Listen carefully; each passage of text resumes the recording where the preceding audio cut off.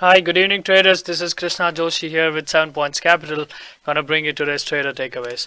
A lot of low floats moving recently, quite a few earnings as well. That was my watch list for the morning. I saw a couple of gappers on the low floats, which was GEVO and BIOC. They had some PR out, so we saw a pretty big gap on those two. And Weight Watchers, of course, we've been seeing Weight Watchers. The stock's been down all the way from um, in the high 70s, 80s to all the way down to $20 today. Best Buy, Tandem Diabetes, Mylan, and WLL, quite a few other SSR names. So before that, let me show you SPY as we usually do. Just as I'm starting the recording, SQ announced earnings, so that's going to be an interesting one for tomorrow. We've seen this nice rejection at the 280 level. Today we sort of sold off. I think once the conference started, once Lighthizer started coming out with news with the China trade news, I think there was a lot of sell-off. A lot of news came out around that time, about 10:15 in the morning. So we saw like a big push down, and then we just pretty much faded back all the way up. So nothing surprising there on SPY. So I think it was really important that we picked our stocks right. If the spies were going to grind up gradually, we had to pick the spots to get either long, BBY, Tandem, those strong stocks, or stay away from shorting them at least. So that was a good overall day for me. I started off trading GEVO and BIOC. So GEVO got a contract, $180 million over the next 10 years. HCS Group, I think. So they announced the PR came out and they said that they're gonna supply them with some chemicals, which is what GEVO is into. I started looking the tape around 8 o'clock. I didn't really like anything interesting in that 345 to 340 to 325 area. Nothing going on. Then it made a new channel, formed a new range, which was 325 to 305, and so that's when things got really interesting. We were closer to the open, and 320 saw a lot of rejects, and we saw like an ARCA seller in the pre-market hitting consistently for size and pushing the stock down. And just before the open, we saw 287,000 share print, which is right around here, somewhere in here at 305. And I think that was the reference point for me. So 320 on the upside, 305. And if we see a reject, that's when I want to get short. So what I did end up doing was I shorted right at the open. We saw a nice push, failed reject, and at the three. In fact, I was actually short pre-market. I went over this trade with the guys in the Florida office in the trade review. So I ended up shorting 313s, and I also ended up shorting 308s right at the open. So right here, and then on the first wash, I covered everything in the 302 and 298 area. We got a nice little bounce. I missed that push, but I got the second push after that, which was this tight little consolidation just under 3. So I ended up shorting 292. Got a nice push again.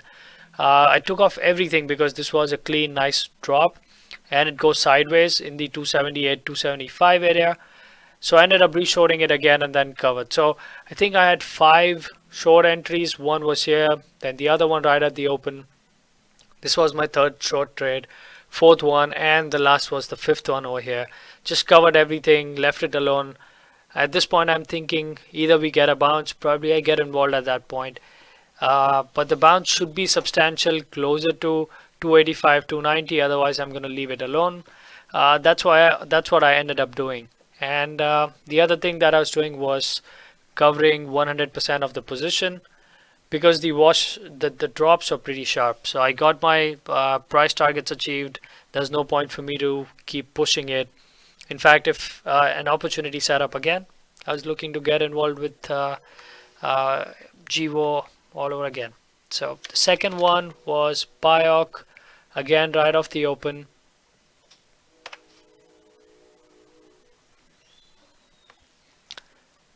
So BIOC, again, we had like a 120 pre-market range, and the bottom of that was 112. So when it actually broke down 112, went down to 110, this was soaking everything, and then it would flip up, take out the 11 offer, and then flip up to 12. Kept doing that for a little bit, and then once this broke out, I wanted to see if this was going to hold 120. So what actually ended up happening was it started holding 118, soaked a lot of shares, reserved it, and it just dropped. So I ended up getting a nice position short at 117, and my covers were going to be 113 and 112 just before the 10 area, and that's where I ended up covering pretty much everything. But just like GEVO, this setup again. This setup again, nice sideways consolidation. The offer stacked up at 12 and 13, so I ended up shorting 11s and 10s. Got the wash, and that was it. Left it alone. I think I did try a long setup at 110. Got out 12s for most of, probably like 60% of it, and then got out 11s for the remaining. But nothing substantial. I wanted to see if it wants to grind up to 15, break that, test 20. Did not want to do that. That was it for me. So got off to a really good open ride in the morning. And the third stock that I was watching of the morning was WTW. Like massive sell-off after hours in this one. And what was interesting was even pre-market it was pretty weak. So breaking new levels, making new lows even in the pre-market area. And then we came down just below 19. Pretty decent action going on. The 19 offers rejected, trying to keep it down, and then we sort of kept doing the over under 19 even in the pre-market, and we saw the similar sort of action. I'll just show you a little more pre-market after hours. Yeah, so it was in the 22 area, 21 broke that, broke 20s, 19s, and then just sort of grinded back in that 19 back and forth over under. So there were a couple of things we could have done was look at the spike, get short as the offer stacked up, and catch this drop, which was pretty quick. I was focused on GEVO at the moment. But once it started doing this over under 19, and the way it actually wouldn't spend any time below 19, that was my clue to start looking at long setups. So what I ended up doing was I ended up buying on the way up. I ended up buying 1905 on the way up, added some more in fact for a break of 1915. I didn't get that. I got a pullback. So at this point I'm usually small size still testing because I want to see what stop loss is going to work for me. At this point it is still below the low of the day. And then as we broke out the 15, I sort of chased a little bit on this one. So I ended up not buying. I think I'm getting it wrong. So I ended up chasing it here all the way instead of buying it earlier. And what that led was now I had a decent position and I was almost about to get stopped out of that one. So once we got sideways, I'm adding my final position, and I really want to see if 19s want to hold this time, because this time the final push into 1915 breakdown, come back to 1895, soaking a lot of the 90s. 92s, 93s in fact, and then we just sort of just shot up right from there. So this was my clue that alright, the stock is strong. The shorts are underwater now because they've been shorting 1910 on the way down, probably even below 19, expecting that it holds. And if we take out the 1915, we might get a good spike. So in fact I ended up selling everything in this 1929, 1930, 31 area. We come back, I missed this buy. I was actually looking at it, but I still wanted to see, I was a little late on it, wanted to see if the 19s were really going to hold. And while I tried to wait for that, I saw that 19s are holding. I had to change the price to 1904 in my box, but still missed the trade. And ended up making another new, broke out of the previous high. So it broke out of the 1915, made a new high, 1935. Come back, a higher low, break that out, and make a new high at 55. So at this point, now my trend lines are in. I know this is making new highs. So on this retest at 25, ended up buying most of it. Took a quick scalp, ended up buying a lot more. But I really scaled out of this one pretty quick and missed another massive move up. So even though the direction on the stock was pretty much long bias, I saw the price action, ended up missing these squeezes all the way up. I think this was the easier trade. If I was involved on the on the difficult, rather tough hold in this area, I think this is the much easier trade that I should be rather holding on to. What I did end up doing was look at this pullback, still respecting the trend line, still going sideways. So I let this bounce back, coming back, holding the 40s. So that's where I ended up buying a fresh long position in the 44, 45 area. Scaled out some, bought it back again, and scaled out the rest in the 69 area. So I think this was it at this point. I didn't really feel it had the legs to make new highs because pies were sort of tired at this point, and the strong stocks like the strong ones, which were Best Buy, Tandem, they were sort of starting to ease out a little bit. So once I saw this push, at this point I was completely out of my long bias.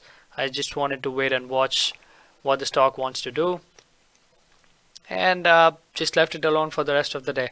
Did try a final long right at the close, which was in the 35 area. Look at this. So we got a nice push as well. I saw this failing into the 70 area. I didn't really want to get short because I've seen these squeezes look at a similar price action, falls, drops, comes back and takes it out. So I wouldn't have been surprised if that happened again. So sort of left it alone, but I saw a good push from the 30 area. So tried a little long, just scalped it on the long side for a little bit. So I think the long bias helped me stay out of trouble. The key thing was watching the big level, which was 19. The pre-market volume was around 19 as well. So overall ended up being a pretty decent day. Just want to go over a short setup in Best Buy. So I let it tire out. So this was one short trade that I put on. I tried, it comes back, tests the 50s, and then it gets tight again. And then I'm pretty much putting my stop at break even, which was 92. And then I just got, I was flat on the trade at this point, didn't really make or lose anything on this. But I still wanted to see if this was like a long formation, which it looked like at that moment. So I left it alone. Sort of saw this tiring action in the 70-50 area, and that's where I ended up trying another short, got a quick wash. We see the 70 level holding, a lot of rejections in this area, and then I got back in again, a little more size than the previous drop, half my stop about 20, half about 60, and got a nice little fade, covered a lot into, covered actually a third into this, added back everything in the 77, and covered everything in the 52s right here. Could have got another big drop at the close, so I could have held on to this one much more. But overall, I think pretty happy with if I'm testing out these shorts. I know it's still in an uptrend. I'm just waiting for a rejection if I want to see if these 70s are rejecting. Now 69, 90s are rejecting. So I think it's worth a shot. It's a high risk reward setup for me. That sort of pays off 6 out of 10 times, and when it does, it pays off pretty good, 4 to 5. 5:1, 4:1 in terms of risk reward.